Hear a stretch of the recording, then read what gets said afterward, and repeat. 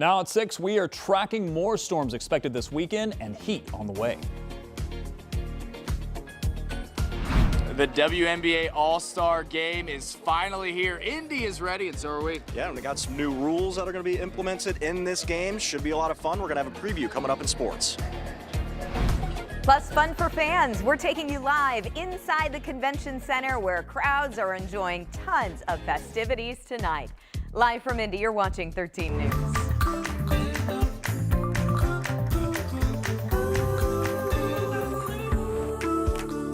The Stars are in Indy tonight for an epic night of basketball. This is a live look inside Gainbridge Fieldhouse. This is where the WNBA All-Star Game starts in just about 2.5 hours from now. And we've got you covered tonight, from the game to the fans to the forecast. In fact, storms could impact your evening plans, whether you're headed to the game tonight or staying close to home. So we'll start in the Weather Center tonight. Rain actually closed some of the All-Star events today at Bicentennial Plaza outside Gainbridge.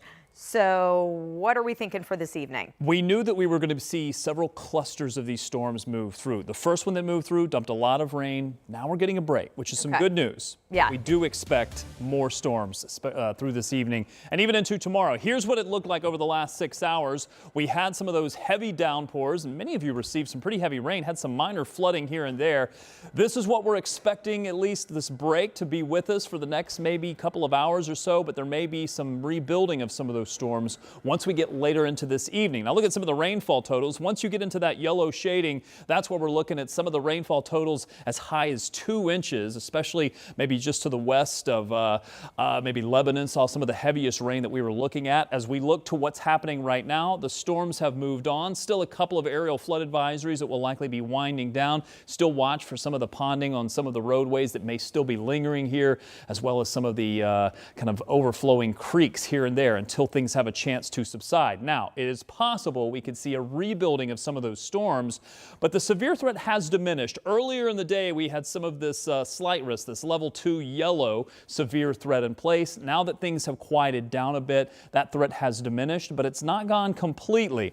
Temperatures have cooled down, but they may start to rebound. Look at some of the 80s showing up to the west. If we can get some sunshine, that may pop the temperatures back up, and we could see a chance for more scattered storms to develop, especially this line that's expected to move through sometime later this evening into the overnight. We're going to keep that in the forecast for tonight. This evening, though, a break from some of those showers and storms before we pick this back up tonight. I'll be back with a look at what to expect for your Sunday coming up. All right, see you then, Rob. And the good news is, because of that break, the plaza just reopened about 30 minutes ago. And of course, thousands of basketball fans from all across the country are right here in Indianapolis tonight for the WNBA All-Star Game. So tip-off is at 8:30, and we have team coverage for you. Our Brandon Schaff is with fans checking out WNBA Live at the Convention Center. But let's start with Dom and Eli at Gainbridge Fieldhouse, where the home of the Fever about to reach fever pitch, guys. Couldn't have said it better myself, Jenny. The buzz is in the air. Indy is ready. We're about 2.5 hours from WNBA All-Star Game Saturday night. It doesn't get much better than this. Eli Gay and Dominic Miranda here, and well, but what's better than this? Well, it's the thing is, like, the cool thing about these All-Star games is, like, there's a bunch of different rules that get implemented, like sort of like maybe they can do this in the future type thing.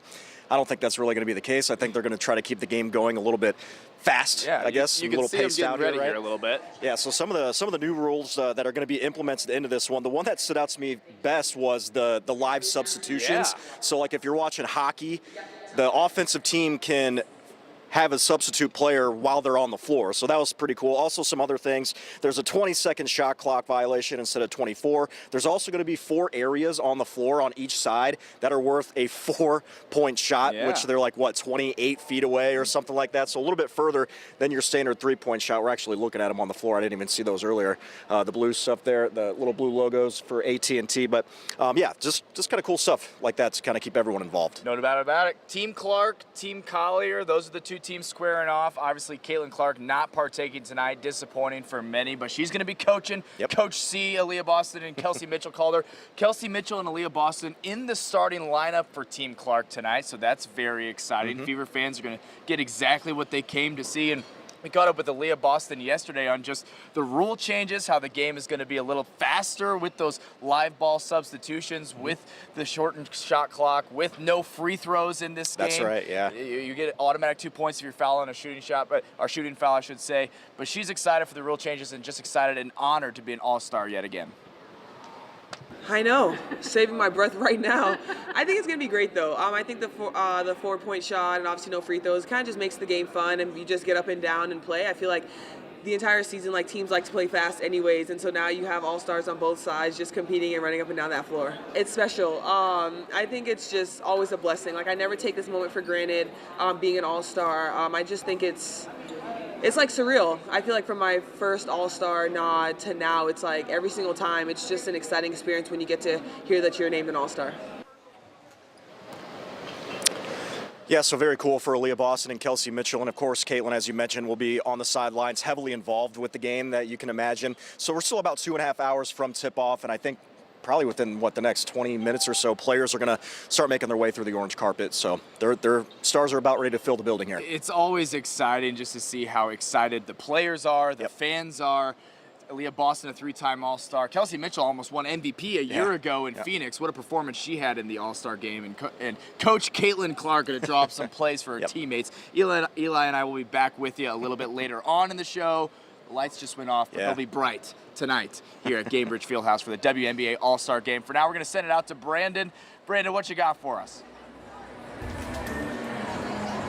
Yeah, hey Dom and Eli, and happy All-Star Game Day to you. Take a look at this. We got the basketball and everything. I'm not going to shoot it today. Yesterday tried to make a three-pointer, didn't do it. Didn't work out so well. But WNBA Live here at the Indiana Convention Center. Very exciting stuff. Let's show you some of the shots that we got out here of all these fans.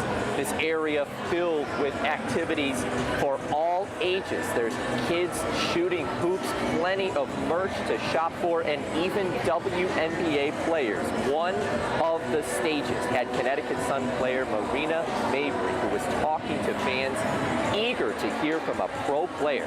We talked to some Indiana Fever fans who traveled here from Michigan.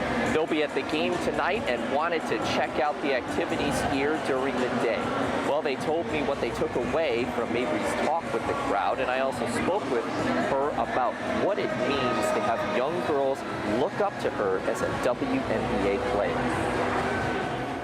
Honestly, it means the world to me. Like, to have the younger generation look up to me, it's what it's all about. And to set an example for them, someone that they can look to and know that that's something that they want to follow in their life. That's exactly what I'm thinking whenever I do anything. She did a great job just talking about being confident in who you are. She's such a confident player, and just seeing her talk about that and express that was really cool.